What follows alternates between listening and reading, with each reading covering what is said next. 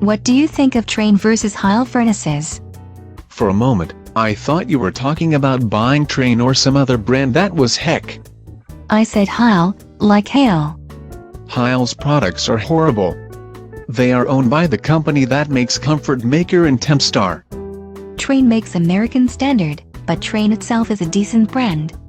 Heil gets as many positive reviews as negative, but too many of those 5-star reviews are just people happy to get a new furnace. There's a joke on XKCD that if a product has a 5-star review, that's because it has only one review. Heil's best furnace has 95% AFUE. A lot of them meet the 80% AFUE minimum. That's the minimum efficiency allowed to be sold in a lot of places these days.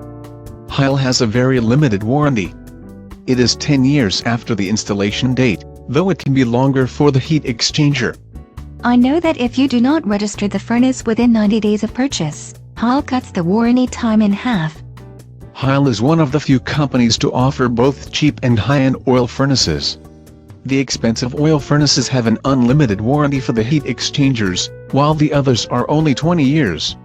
I do not want an oil furnace.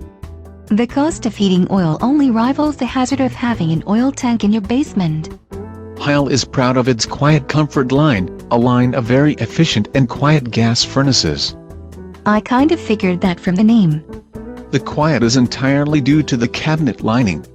It is better than wrapping the room in noise-absorbing foam, or running all the appliances when the furnace comes on so that it is equally loud throughout the house. Trane costs just as much but has higher efficiencies. They provide just as much hassle getting replacement parts, while Trane has a better warranty. They say nothing stops a Trane, especially not its salespeople.